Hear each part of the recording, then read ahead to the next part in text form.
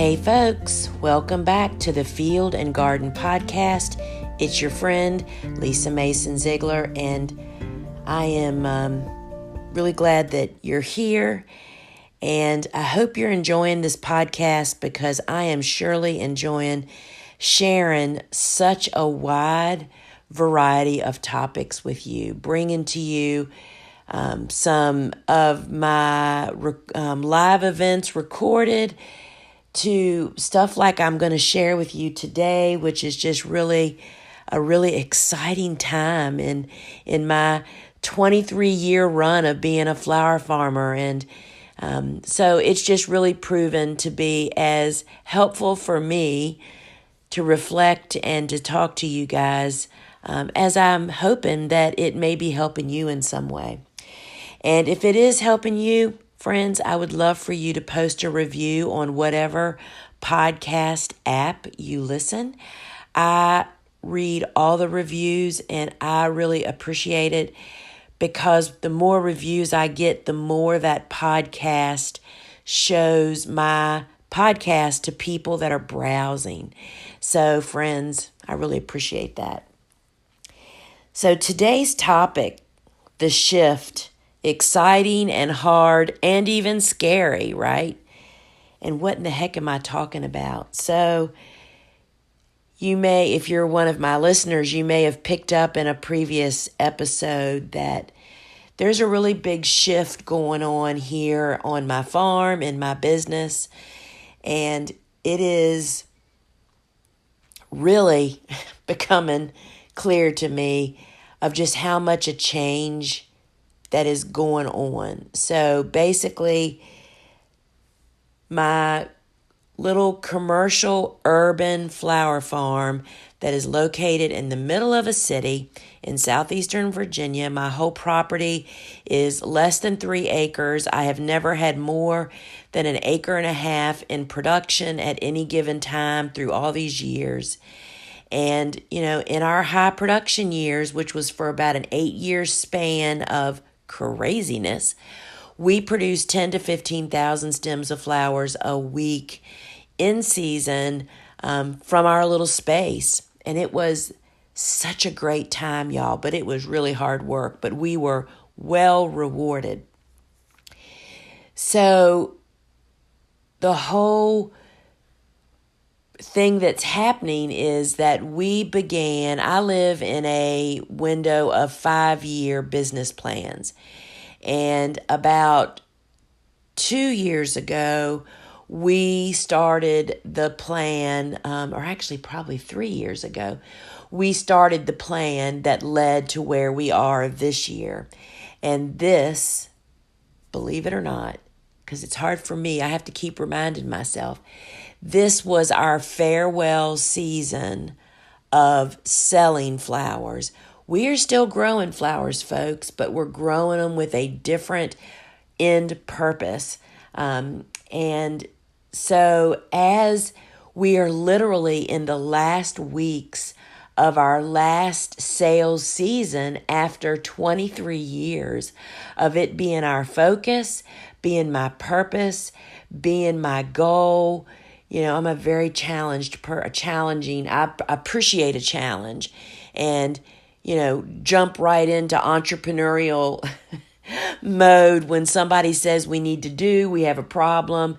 You know, I'm instantly thinking worst case scenario is XYZ, but this is the steps we go through and we have that as a last ditch effort. Well, things are changing, folks. Things are changing. So we have so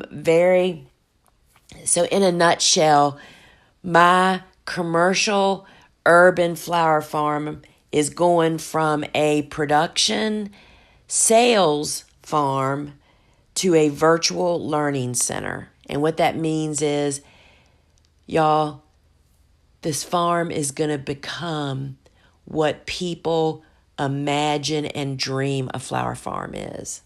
And we'll talk more about that in a minute. But I want to just share with you guys kind of where it's going and just some of the things that are going on here. I mean, there have been some great discussions between Bobo and I out in the field harvesting, because Bobo has been here, I think, 12 years. So she has really been through a lot of the ramp up and then the ramp down. And she and I spend a lot of time together. So I just really want to share with you guys kind of where my heart is and how it's all going. And so first, if this is not your first time with me, you know that I am a very compelled teacher, sharer. I kind of tell it all, show it all. I am really led to serve. And I truly feel like, I heard these words the other day and I thought that's kind of the way I am. That each one of us has a candle, and, I feel compelled to take my lit candle and to run to darkness, to light it up. And that's the way I feel. I feel like that's true for any teacher, anybody that has that gift. And that is a really strong gift for me. And I just absolutely adore farming and gardening. I loved gardening, but when I learned how to farm, it was like, oh my gosh, this is nothing but like gardeners on steroids, right? You get to keep growing and keep planting and keep doing all the process that's really not available as a home gardener, because, how many vegetables or cut flowers can you consume as a home gardener? Not many. And the continuing that process is what most of us love. Starting seeds, planting, tending, harvesting. That over and over and over again is the whole point, right? And when you're a home gardener, it's like you reach a plateau where you just can't do anymore because you have nowhere for your stuff to go. And if you stop harvesting it, the garden stops producing, and it's, anyway, a vicious old cycle. So that's kind of how I got to where I am. And it's that cycling that I absolutely love.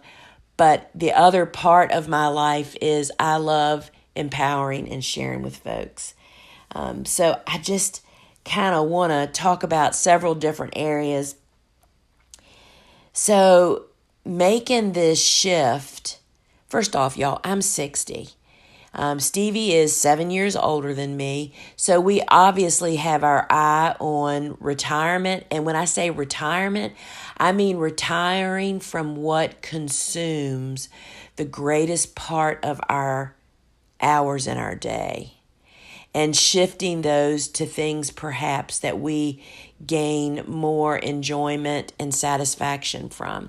So it's not that we're stopping working, we're just changing what our focus is. And for me, for the flower farm, taking the sales portion off the table means such an enormous shift. And I'm really feeling it right now because we're planting and starting seeds for cool flowers.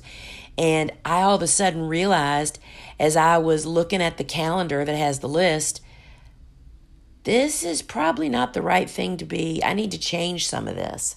And that's where I am literally this morning. Because our garden now does not need to produce a third foliage fillers to go along with the flowers for us to be able to create mixed bouquets as early in the season as possible, which is the basic bottom line of a selling, a commercial grower, getting as much as you can as early as you can to meet your market, right? Well, that's not really the case for me now. As I was thinking, okay, I'll put a third of that bed in Buplurum, a third in Bells of Ireland. It's like, wait, no, I'm not growing to make X number of bouquets. I'm growing to provide more education opportunities. And what does that mean? That might mean me growing an equal amount of many different cool flowers just to have perhaps the germination steps, the seedling steps, what they look like when you cut them, where you cut them. Do you know what I mean? Everything has changed, y'all. And in addition to that, that you may or may not know, there is another really huge part of there's two other huge parts of our business. Our online garden shop, where we sell the same tools, seeds, supplies, and that I use on my farm and garden, and also my books. And having firsthand experiences, videos, information, imagery. Do you see where I'm going? It's like we'll be able to do things that we've just never been able to do in the past because we've been too busy cutting flowers to sell.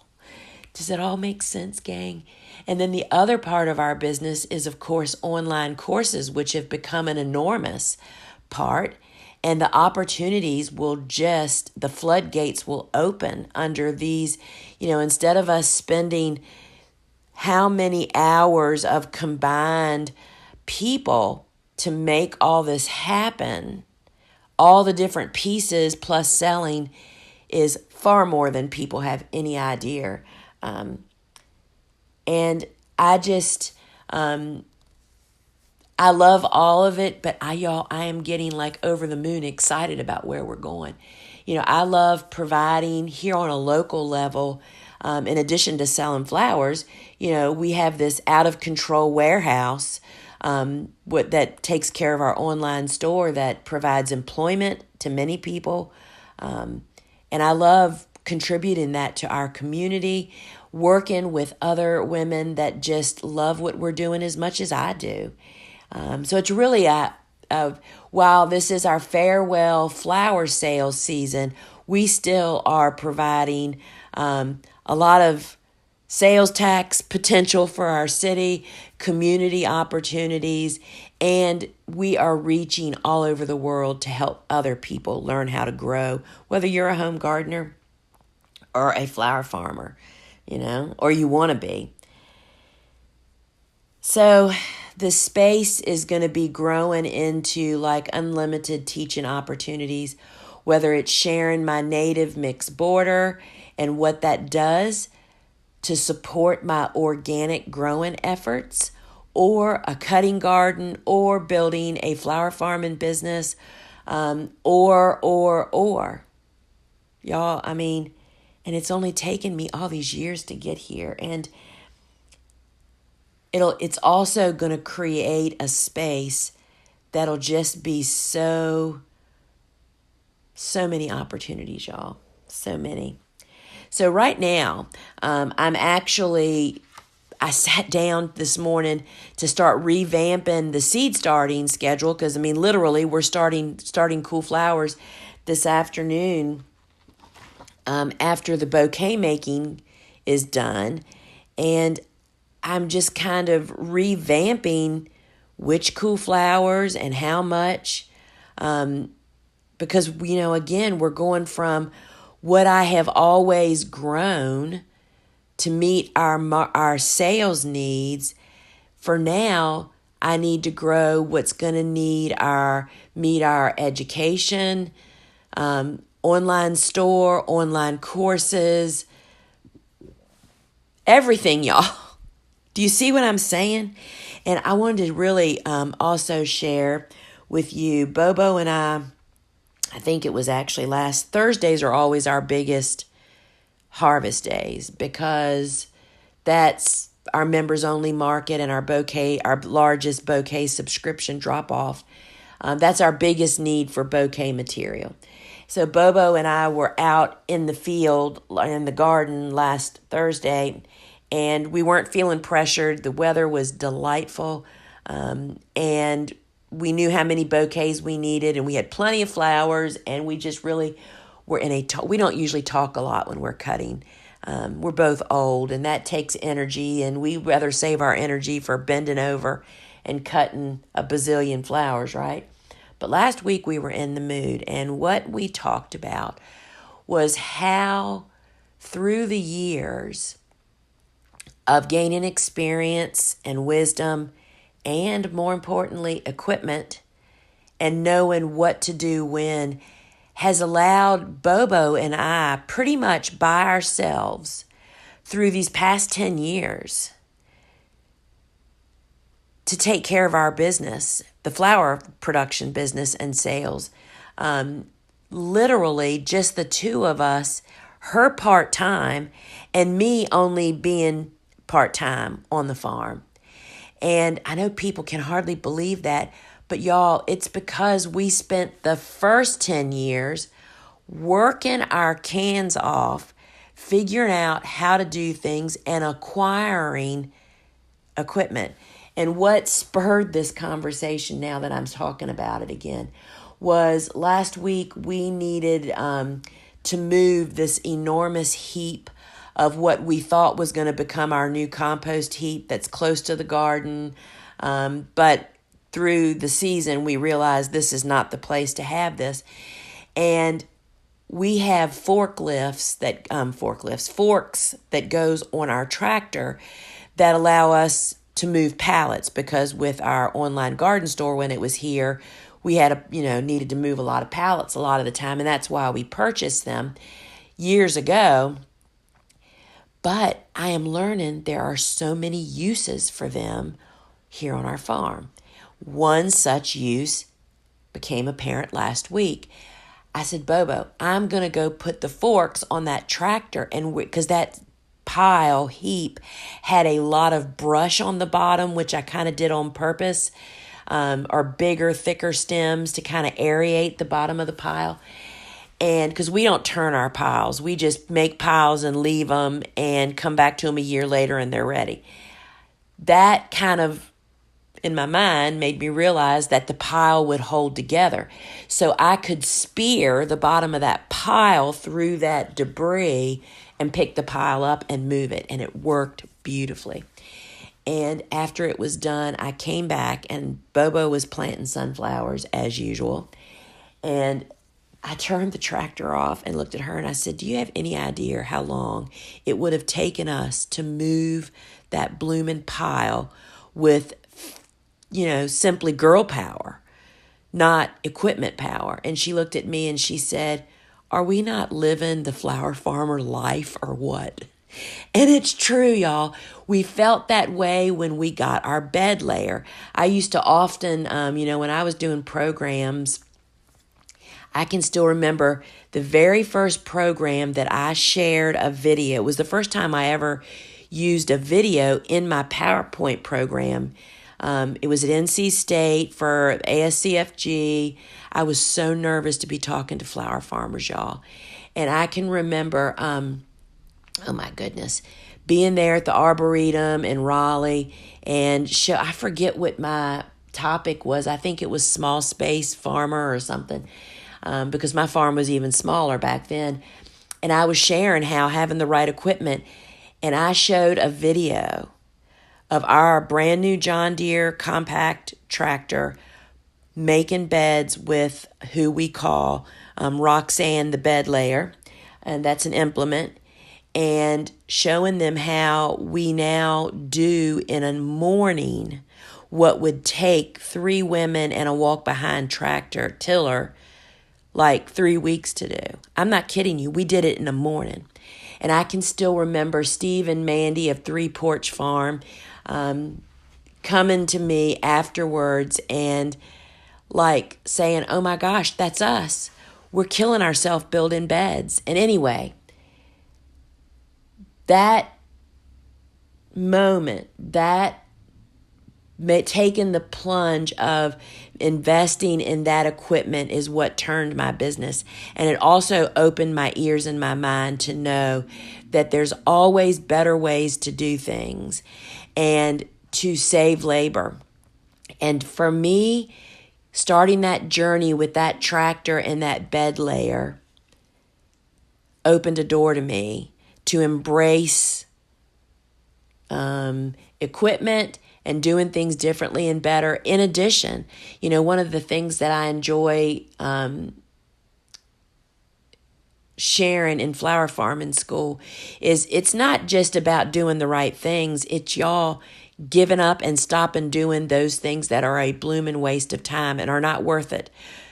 It may not seem that way to you as a new or new young grower, but there are things that we waste so much time on that are just not necessary. All these things put together has led us to be able to farm, to make it smaller, to make my garden more intense, to have less space, to take less time, to build our profit margin higher. I just listened to a great little video that somebody made. Jonathan and Megan Leases of Springforth Farm were interviewed by Joel Satin, I think is how you say his name. And he did a great video with them, and they shared their homesteaders. They made farming fit their life, not make their life farming. And that's what we've done on a slower, bigger version. They had a very specific purpose of what they wanted their flower farm to be, and I did too. We just had different pictures. And because we focused on what our snapshot was, even though we continued to change it and tweak it through time, is what has gotten Jonathan and Megan where they are with their sweet little family on this amazing small micro scale flower farm homestead. And it's brought me to where I am, y'all. And Bobo and I truly can manage this farm, this what is now had evolved into this half acre of production, with 2 people part-time doing it and not killing themselves. And I think that's living the flower farming good life, right? And it's just, we really are excited for where the farm is going. And who knows what the future holds, but this farm will continue. It's going to allow us to grow, to tend, and to harvest, and to share it in a way that help and guides and empowers others in a very big way, whether they want to, start or build or expand or tweak their flower farm, or just really any flower-based business, or to grow a home cutting garden, right? It's becoming what I think people dream a flower farm is.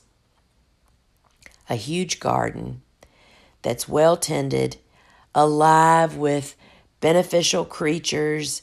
And friends, it's only taken me, 23 years to get here. But what a wonderful journey. And we are so very, my business has grown to be a small family business. My sister and my niece Kelly are huge parts of the business, and we employ other family members. My sister-in-law Sarah is our seed packer, our head seed packer. There's just so many of our friends here in the community that have grown to become like family. And y'all, I see no cap. I see no end. And it's just so very, very exciting. And for this farm to become a virtual learning center is like the most exciting thing that has ever happened for me, I think. It's going to allow me to feed my flower farmer growing need. I looked back on that About Us video that's on our website that was made a while ago, and it talked about me trying to quit farming many years ago when I got burnt out, and that I couldn't do it. It's once it's in your blood, once you get a taste of doing it and doing it successfully, it's really hard to walk away. And I'm not walking away, friends. We are just turning the page on a new chapter in the Gardener's Workshop that I think is even more exciting than being able to sell and serve a small handful of people when you look at the big picture, to empower just hundreds and thousands of people to be able to do what we've done. Whether it's a cutting garden in your backyard, or to build a business to become a part of your family, or to build a business that is going to become your career. There are so many levels to embrace. And I just can't tell you enough that it's possible. And we love being a part of it. And I want you to know that we are constantly tweaking and building and adding and subtracting here. And if you want to learn more about the Gardener's Workshop, head on over to our website, thegardenersworkshop.com. There's just tons of resources, and we are constantly adding and deleting over there and listening to your suggestions. We want to hear what you have to say, and even the hard stuff, y'all. And particularly want to highlight that, as we're moving into fall, we're planting our cool flower garden. Our biggest enrollments of the year happen in October and November with our flower farming schools. Whether you want to learn how to get the highest dollar for the flowers you grow by becoming a farmer florist, or maybe you don't want to be a farmer at all. You just want to design and build a business and use local flowers. Florist School with Ellen Frost is blazing that niche that is just, the doors are opening as the global supply gets worse and worse all the time. And this will make you stand out. Or, my course, Flower Farming School, The Basics. Learn that foundation that can take you anywhere, as is obvious. Here I am, folks. And then for those of you that are flower farming and you want to ramp up your business, grow and cut flowers in hoop and greenhouses with Steve and Gretel. All of these courses enroll only once a year in October and November. And we are stoked to bring them to you, y'all, because they're brought to you by people that are doing it or have done it successfully, profitably, and they all have a servant heart as teachers. Jenny Love, Ellen Frost, Steve and Gretel, and of course Dave Dowling's course, Bulbs, Perennials, and Woodies and More, doesn't register in the fall, but the five of us just love bringing you what has built our businesses through the years and doing it successfully. So friends, till we meet again, ciao.